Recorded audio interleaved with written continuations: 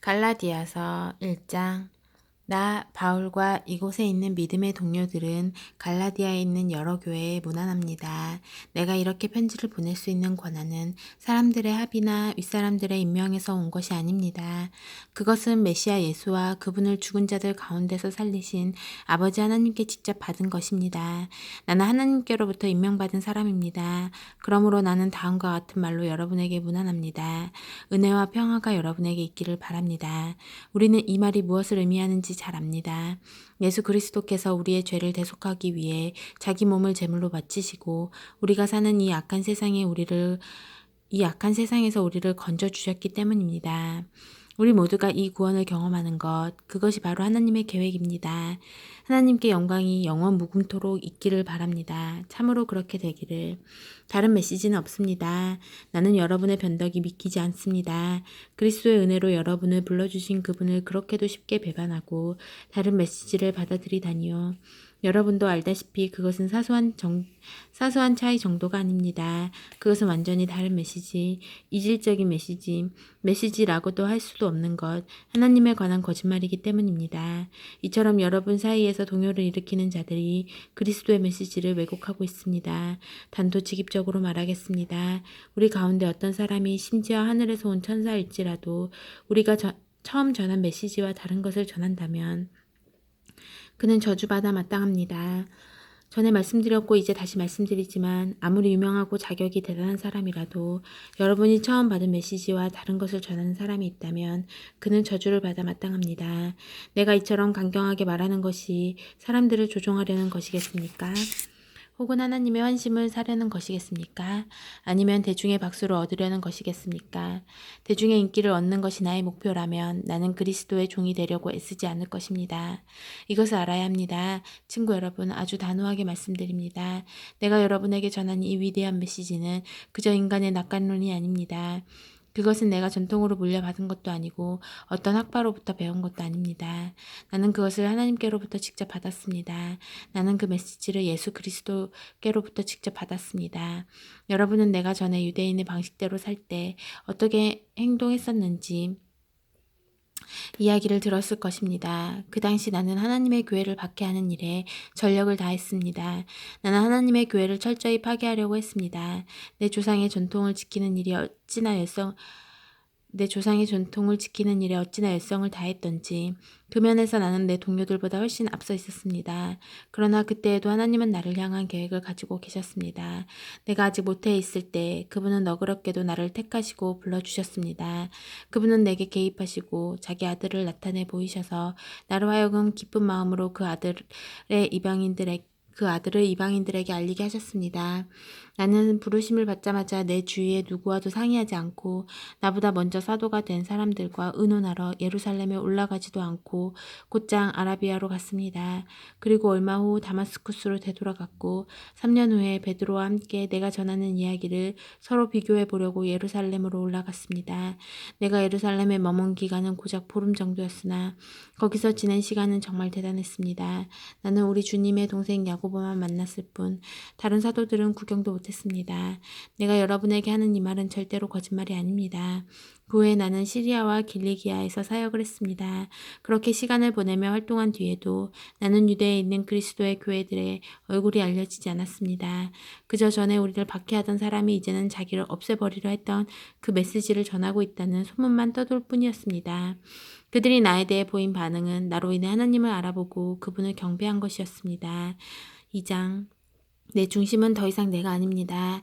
첫 번째 방문이 있고 14년이 지나서 바나바와 나는 디도를 데리고 예루살렘으로 올라갔습니다. 내가 예루살렘으로 간 것은 내가 계시받은 것을 그들에게 분명히 설명하기 위해서였습니다. 그때 나는 이방인들에게 무엇을 전했는지 그들에게 정확하게 설명했고 교회에서 존경받는 지도자들에게도 따로 설명했습니다. 그것은 우리의 일이 유대인과 이방인 사이의 관계의 문제로 인해 오명을 얻게 되거나 공공연한 쟁점이 되는 것을 막기 위해서였습니다. 그러지 않으면 자칫 여러 해에 걸쳐 이루어진 나의 활동이 훼손되고 현재 진행되고 있는 나의 사역이 위험에 처할 수도 있었기 때문입니다. 유대인이 아닌 디도가 할례를 강요받지 않았다는 사실에 유념하십시오. 우리가 협의하고 있는 중에 그리스도인인 척하는 첩자들이 침투한 일이 있었습니다. 그들은 참된 그리스도인들이 어떤 자유를 누리는지 엿보려고 슬그머니 끼어든 자들이었습니다. 그들의 저희는 우리를 꾀어 자신들의 종으로 삼으려는 것이었습니다. 그러나 우리는 그들을 거들떠 보지도 않았습니다. 여러분을 위해 메시지의 진리를 지키기로 결심했기 때문입니다. 교회 안에서 중요 인사로 여겨지는 사람들이 어떤 평판을 받든 나는 아무 관심이 없습니다. 하나님은 사람의 겉모습에 감동하지 않으시며 나 또한 그러합니다. 그 지도자들은 내가 줄곧 전한 메시지에 어떤 것도 덧붙이지 못했습니다.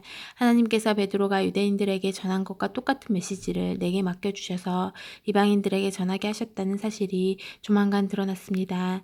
교회의 기둥인 야고보와 베드로와 요한은 하나님께서 나를 부르셨음을 알고서 나와 바나바에게 손을 내밀어 악수하고 우리에게는 이방인들을 상대로 하는 사역을 맡기고 자신들은 계속해서 유대인들에게 나가기로 했습니다.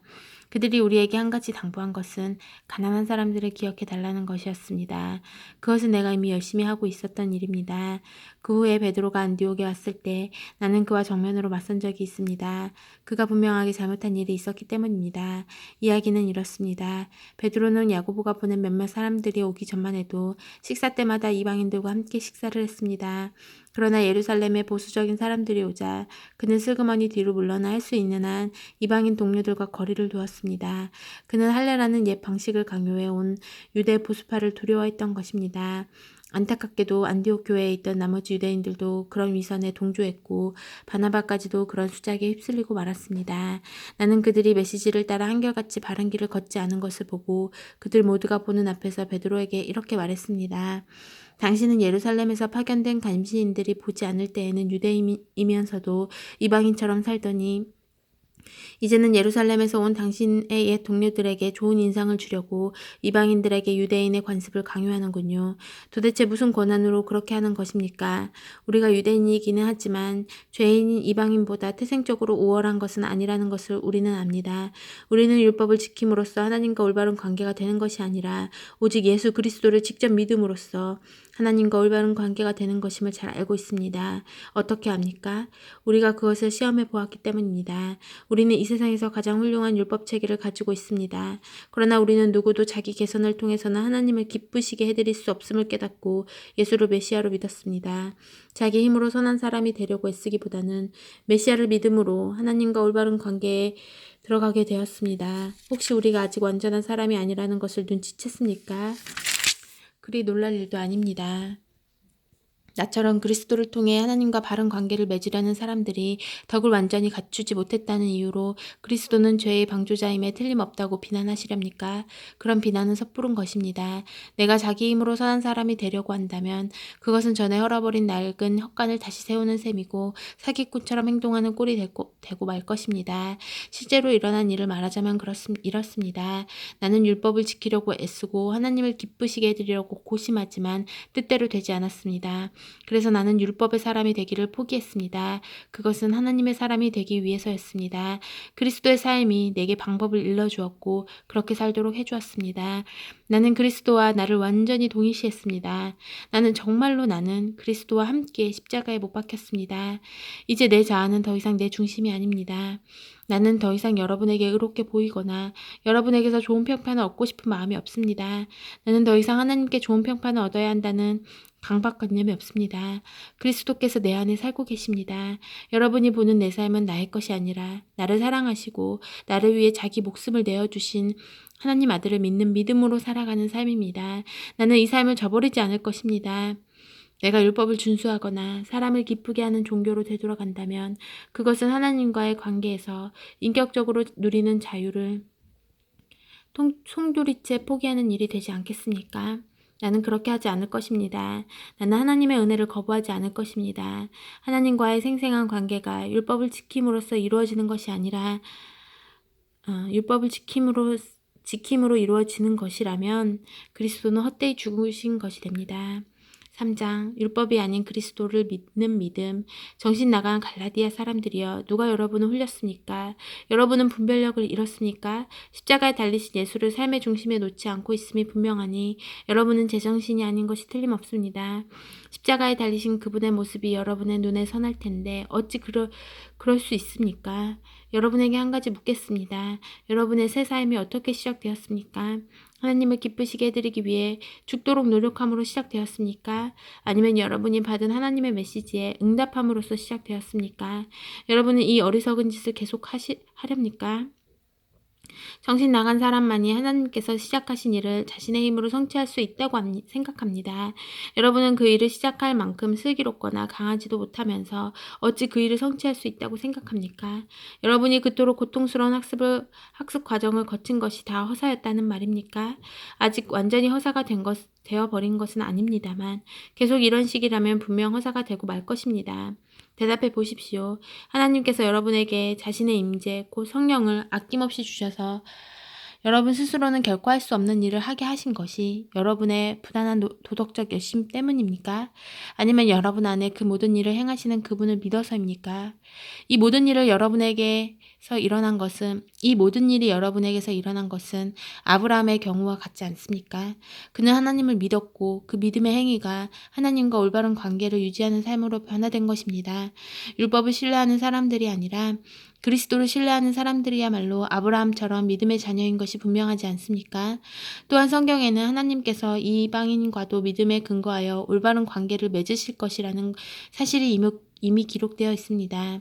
성경은 아브라함에게 모든 민족이 내 안에서 복을 받을 것이다 라고 약속하면서 그 사실을 미리 내다보았습니다. 그러므로 이제 믿음으로 사는 이들은 믿음으로 살았던 아브라함과 함께 복을 받습니다. 이것은 결코 새로운 가르침이 아닙니다. 그리고 이것은 하나님을 의지하지 않고 스스로의 힘으로 살려고 하는 사람은 누구든지 실패할 수밖에 없음을 의미합니다. 성경은 이렇게 뒷받침합니다. 율법책에 기록된 모든 조항 가운데 하나라도 행하지 않는 자는 심한 저주를 받게 된다. 그 같은 도덕적 요구사항을 온전히 지킬 수 없다는 것은 분명합니다. 그러므로 그런 식으로는 누구도 하나님과 바른 관계를 유지할 수 없습니다. 하나님과 바른 관계를 맺고 사는 사람은 하나님께서 마련해 주시는 일을 받아들임으로써 그런 삶을 살아갑니다. 하나님을 위해 무언가를 하는 것과 하나님이 해주시는 일 속으로 들어가는 것은 분명히 다릅니다. 예언자 하박국이 옳았습니다. 하나님을 믿는 사람은 하나님께서 바로잡아 주신다. 그것만이 참된 삶이다. 율법 준수는 믿음으로 사는 삶으로 자연스럽게 나아가기는커녕 더 많은 율법 준수로 이어지게 마련입니다. 그것은 성경에 기록되어 있는 사실이기도 합니다. 이와 같으니 율법 준수를 하는 사람은 그 일로 살 것이다. 그리스도께서는 실패할 수밖에 없는 저주받은 우리 삶을 온전히 자기 것으로 삼으심으로 그 삶에서 우리를 건져주셨습니다. 여러분은 나무에 달린 자는 모두 저주를 받은 자다라는 성경 말씀을 기억하실 것입니다. 예수께서 십자가에 못 박히실 때 바로 그런 일이 일어났습니다. 그분은 저주를 받은 자가 되셨고 동시에 그 저주를 푸셨습니다. 그 일로 모든 장애물이 사라져 이제 우리는 아브라함의 복이 지금도 계속되고 있으며 그 복이 이방인에게도 유효하다는 사실을 알게 되었습니다. 우리는 너나 할 것 없이 믿음으로 아브라함이 받았던 것과 똑같은 방식으로 하나님의 생명 곧 성령을 받을 수 있게 되었습니다. 친구 여러분, 내가 말씀드리는 자유의 삶에 대해 일상으로부터 한 가지 예를 들어보겠습니다. 어떤 사람이 유언장을 법 절차에 따라 작성해 놓으면 아무도 그것을 무효로 하거나 거기에 무언가를 덧붙일 수 없습니다. 이제 약속이 아브라함과 그의 후손에게 주어졌습니다. 여러분도 알다시피 성경은 마치 일반인 모두를 가리키는 것처럼 후손들에게 라고 말하지 않고 법률 문서에 쓰는 신중한 용어로 내 후손에게 라고 말합니다. 여기서 후손을 뜻하는 명사는 단수로 쓰였습니다. 그 후손은 다름 아닌 그리스도를 가리킵니다. 내가 말하려는 것은 이렇습니다. 하나님께서 일찍이 적법하게 확정하신 유언을 430년 후에 덧붙여진 부록이 그 유언의 약속을 무효로 하여 파기할 수 없습니다. 절대로 그럴 수 없습니다. 부록에 명시된 계명들과 규정들은 유언에 약속된 유상과는 아무 관계가 없습니다. 그렇다면 율법, 곧 부록의 취지는 무엇일까요? 율법은 아브라함에게 주신 처음 약속에 덧붙여진 것으로 사려 깊은 배려였습니다. 율법의 의의는 후손이신 그리스도께서 오셔서 약속을 물려받으시고 그 약속을 우리에게 나눠주실 때까지 죄인들을 구원의 길에 붙잡아 두는 데 있습니다. 이 율법이 하나님과의 직접적인 만남의 결과가 아니라는 점은 분명합니다. 그것은 천사들을 통해 중개자인 모세의 손을 거쳐 제정되었습니다. 그런데 시내 산에서처럼 중개자가 있다면 사람들이 하나님과 직접 교제하는 것은 아니지 않습니까? 믿음으로 받는 복에 관한 첫 약속은 하나님이 직접 주신 것입니다. 그렇다면 율법은 약속과 반대되는 것, 곧 우리를 향하신 하나님의 뜻과 반대되는 것일까요? 결코 그렇지 않습니다. 율법의 취지는 우리 스스로는 하나님과 올바른 관계를 맺을 수 없음을 모든 사람에게 분명히 알리는 것입니다. 하나님께서 자신의 약속을 성취하실 때까지 믿음으로 기다림으로써만 얻을 수 있는 것을 우리 스스로의 노력으로 얻겠다고 종교 체제를 고안해내는 것이 얼마나 쓸데없는 짓인지 드러내 보이는 데 있습니다. 율법을 준수해서 우리 안에 생명을 창조할 능력이 있다면 우리는 벌써 생명을 얻고도 남았을 것입니다. 우리가 충분히 성숙해져서 살아계신 하나님께 믿음으로 흔쾌히 응답하기까지 우리는 모세의 율법에 세심하게 둘러싸여 보호받을 수밖에 없었습니다. 율법은 여러분이 잘 아는 그리스도의 가정교사와 같습니다. 아이들을 학교까지 바래다주고 아이들이 위험에 빠지거나 산만해지지 않도록 지켜주고 목적지까지 안전하게 도착하도록 도와주는 가정교사 말입니다. 그러나 이제 여러분은 여러분의 목적지에 이르렀습니다. 여러분은 그리스도를 믿음으로 하나님과 직접 사귀게 되었습니다. 여러분이 그리스도 안에서 받는 세례는 새 출발을 할 수 있도록 깨끗해지는 것에서 끝나지 않습니다. 세례는 또한 성숙의 신앙의 옷을 입는 것을 의미합니다. 성숙한 신앙의 옷을 입는 것을 의미합니다. 그 옷은 다름 아닌 그리스도의 생명, 곧 하나님께서 처음 하신 약속의 성취입니다. 그리스도 안에는 차별이 없다. 그리스도의 집안에는 유대인이나 이방인이나 자유인이나 종이나 남자나 여자나 차별이 없습니다. 우리 사이에 여러분은 모두 평등합니다. 다시 말해 우리는 다 함께 예수 그리스도와 관계를 맺고 있는 사람들입니다. 또한 여러분은 그리스도와 한 가족이니 바로 여러분이 아브라함의 후손이며 언약의 약속에 따르는 상속자입니다. 아멘.